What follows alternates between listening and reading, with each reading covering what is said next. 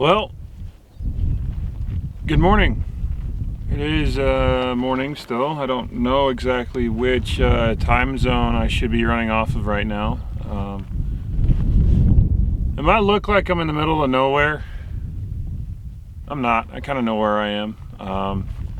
Just to give you maybe a slight idea of where I am. Craters of the Moon National Park is right over there. So I've camped outside of Craters of the Moon. That being said, I am not in Washington anymore. It's not for a bad reason I'm not in Washington. I'm just kind of taking a break. I had a really long season out there in Washington, actually. I have more trips this year than I ever did in the past. I believe my total count this year, so far, the year's not over yet, it's August 4th at the moment. The year's not over yet though. I'll be headed down to Utah here shortly, so my total number of trips for the year right now is at 130.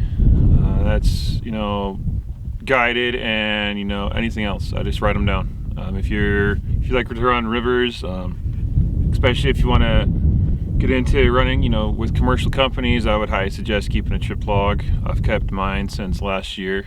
I know I haven't been able to make videos for a while, and this will probably be the first one in like 2 months, I think.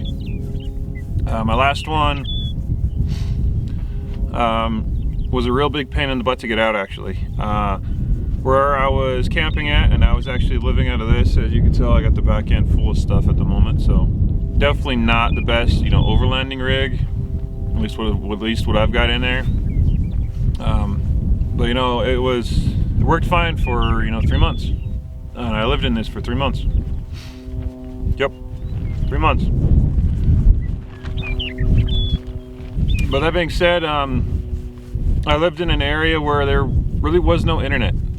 Barely had cell phone service, which was an interesting thing to kind of go through, especially when I worked for a company that required you to, use an app on your phone almost daily, or daily as it were, for schedules and communications and all sorts of other stuff. And there were spots, on the rivers and where I lived, I just could not get that signal. Lived outside in an RV park of a little place called Marble Mount, Washington. Tiny little town. This is probably the smallest little place I've ever lived at. And I would say more of camped at, really. But just to put it in perspective, the best grocery store in town would have been the food markets at either a Shell or a Chevron gas station. Yeah.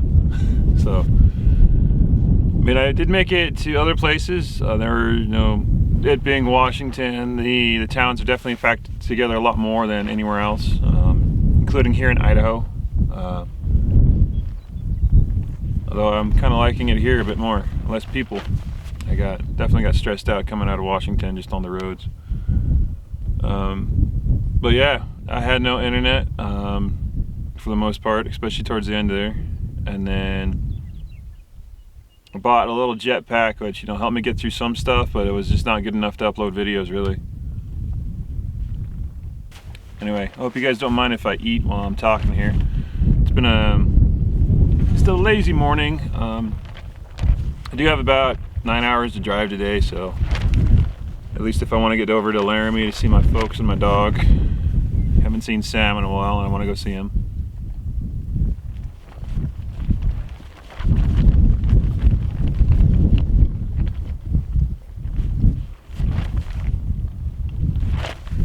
Washington was pretty awesome though. The rivers I worked on, which were the Sauk and the Skagit, awesome rivers to run. The Sauk was definitely the river I was looking for.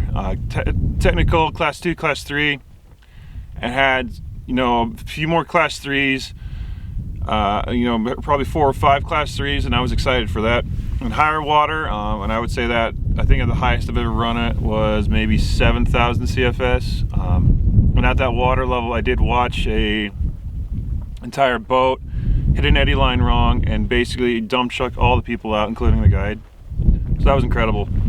But the Sauk was definitely the river I was looking for. It was technical class 2, class 3. You were basically having to make maneuvers all the way down the river. It was fun though. It was wet, especially when it was kind of medium to high water. And the people I took down absolutely loved it. There was a few spots where, we had swimmers, so, it happened. You're on a river trip, it happens. But I can confidently say that I did not flip a boat this season. At least not, not by mistake or with actual guests in the boat. I was in boats that flipped over for training, and on the Sky Comish where I wasn't guiding there. I didn't guide on the Sky Comish. I just didn't think I was ready to take customers or guests down a class 4 plus rapid, and that's not really what I want to guide either. I'm fine on class 2, class 3 technical water. That's why I love the Sauk. The Sky Comish is something I would love to run, with my buddies and my friends, and just have fun on it. So,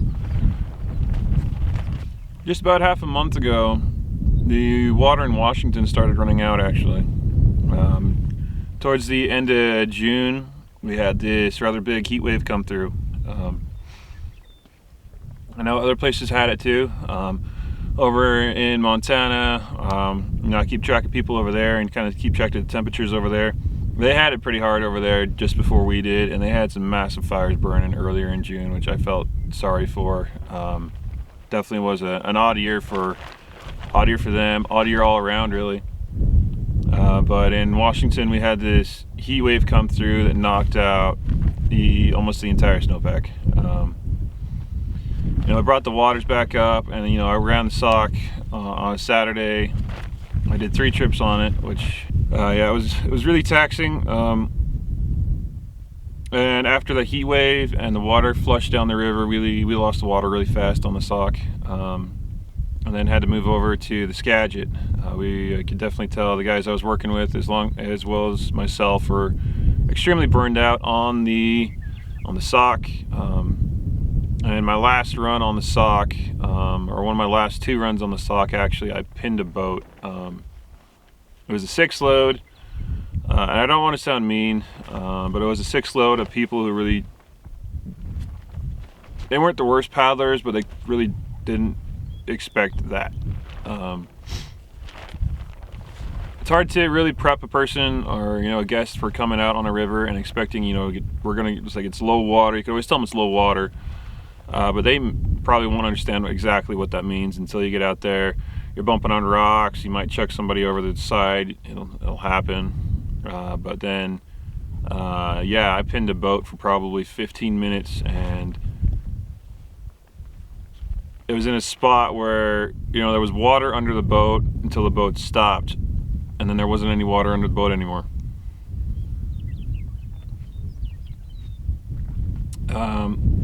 Luckily I was with other guides, so one big takeaway that I really liked about this company that I worked with was that the minimal trip they had, and the least minimal boat trip they had on the water, was 2 boats. It could be a boat full of guests, and it could be a safety boat.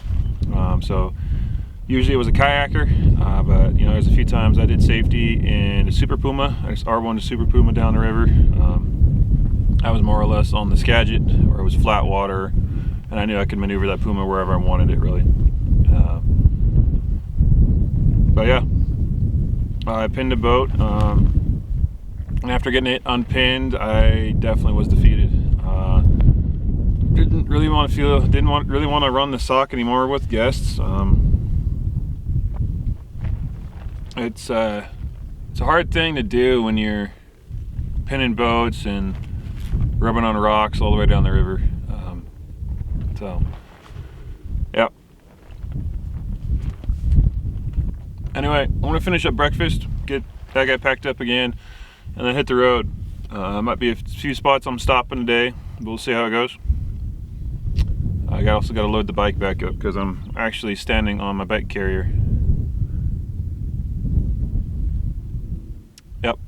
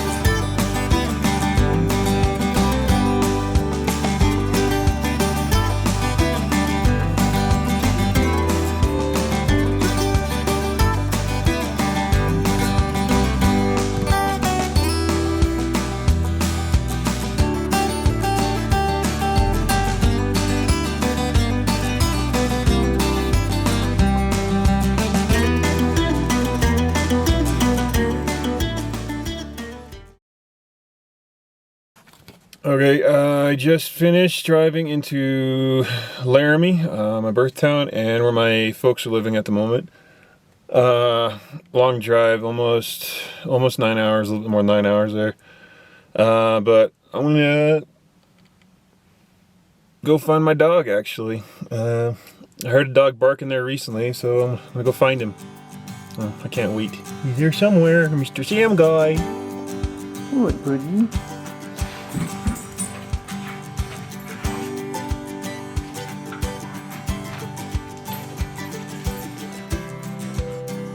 Oh, the doggy door.